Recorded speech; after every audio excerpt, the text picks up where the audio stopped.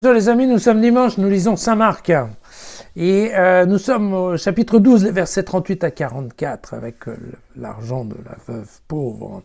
Dans son enseignement, il disait « Prenez garde aux scribes qui tiennent à déambuler en grande robe, à être salués sur les places publiques, à occuper les premiers sièges dans les synagogues et les premières places dans les dîners. Eux qui dévorent les biens des veuves et affectent de prier longuement, ils subiront la plus rigoureuse condamnation. » Et puis, assis en face du tronc, Jésus regardait comment la foule mettait de l'argent dans le tronc. De nombreux riches mettaient beaucoup. 21 veuves pauvres, qui mit 2 petites pièces, quelques centimes. Alors, appelant ses disciples, Jésus leur dit « En vérité, je vous le déclare, cette veuve pauvre a mis plus que tous ceux qui mettent dans le tronc. Car tous sont mis en prenant dans leur superflu, mais elle a pris sur sa misère pour mettre tout ce qu'elle possédait, tout ce qu'elle avait pour vivre. » Voilà, petit passage sympathique. On voit bien qu'il est constitué en 2 morceaux qui ont été rajoutés l'un après l'autre. Donc vous avez bien la première partie qui est la critique des scribes et la deuxième partie qui est voilà ce petit film qui est tourné sur la terrasse du tronc, des troncs, sur le temple, sur l'esplanade des troncs. Il y a une esplanade dans laquelle il y a tous les troncs, et en plus, chacun des troncs, on dit, ça c'est pour le chauffage du temple, ça c'est pour ceci. Voilà. Alors, bon, pour être très rapide, parce que je crois qu'on comprend tous bien le texte, Jésus va dénoncer...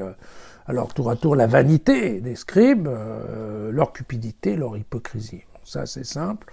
Puis il y a cette petite histoire où, en effet, soi-disant, les scribes dévorent l'argent des veuves. On ne sait pas trop si c'est un commentaire qui est fait par rapport à un certain rôle de tutelle que les scribes avaient parfois par rapport aux veuves qui avaient du mal à gérer leurs biens, ou si c'est tout simplement que à chaque fois qu'il fallait prier, et prier longuement, et bien évidemment, il fallait payer, et donc plus la prière était longue, et donc évidemment, c'était facile d'aller chercher de l'argent auprès des pauvres dames complètement éplorées. Voilà.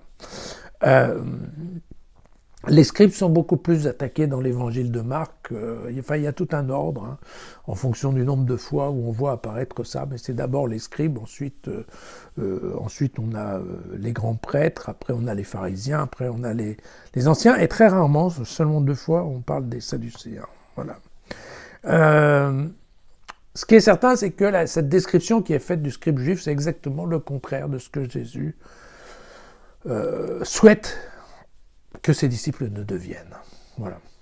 La deuxième partie, sur la petite obole de la pauvre veuve, c'est un concept qu'on connaît dans de nombreuses religions, aussi dans le bouddhisme, qui veut que l'obole du pauvre plaît plus à la divinité que le don énorme que pourrait faire un riche. Voilà.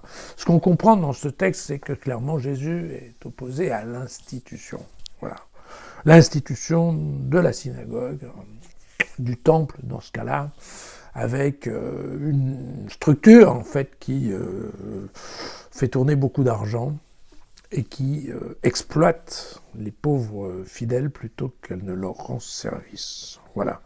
Et il est probable que Marc accentue un peu le trait parce que la communauté de Jérusalem dans laquelle Marc fait partie, en l'an 60, on est avant la deuxième destruction du temple, et donc très clairement, elle a un peu de mal à se séparer de la synagogue. Là, on est avant cette phase qui est connue dans les évangiles de Matthieu et de Luc, où les Juifs foutent carrément à la porte les chrétiens. Là, on est dans une période un peu ambiguë, dans laquelle, je vous l'avais dit, très souvent les chrétiens vont à la synagogue le samedi, à la messe le dimanche. Voilà. Et ça, probablement, en effet, Marc est en train d'insister en disant non, il faut vraiment qu'on se coupe de cette organisation juive. Voilà. Ceci étant, il faut savoir que le problème n'est pas nouveau. Je vous cite juste le livre de Malachie, donc c'est quand même ancien, au chapitre 3. « Je m'approcherai de vous pour le jugement, je serai un prompt accusateur contre les magiciens, les adultères, contre les parjures, contre ceux qui exploitent l'ouvrier salarié, la veuve et l'orphelin, qui oppriment l'émigré et ne me craignent pas, dit le Seigneur Tout-Puissant. Et puis aussi, on a dans Jérémie au chapitre 7, mais plutôt amendez sérieusement votre conduite, votre manière d'agir en défendant activement le droit dans la vie sociale. N'exploitez pas l'émigré, l'orphelin et la veuve, ne répandez pas du sang innocent en ce lieu, ne courez pas pour votre malheur après d'autres dieux, je pourrai alors habiter avec vous en ce lieu, dans le pays que j'ai donné à vos pères depuis toujours et pour toujours. Ça nous rappelle quand même un peu l'histoire de la fin de l'Exode et du début du Lévitique. Voilà. Alors, c'est vrai que ce passage, il résonne un peu drôlement à nos oreilles, parce que l'institution, elle est là, elle n'a pas le même nom, mais notre institution chrétienne, elle est bien là, catholique, on va dire. Je pense qu'en effet, on voit toujours des robes qui volent, on en voit de plus en plus, ce qui est personnellement me pose problème, mais ça ne regarde que moi. On voit, je pense, toujours de la vanité, parce que c'est certainement, ça fait partie du propre de l'homme.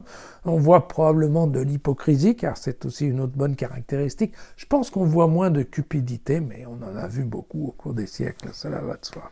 Et donc, évidemment, évidemment, ça résonne quand même bizarrement, parce que prenez garde de ces scribes, voilà.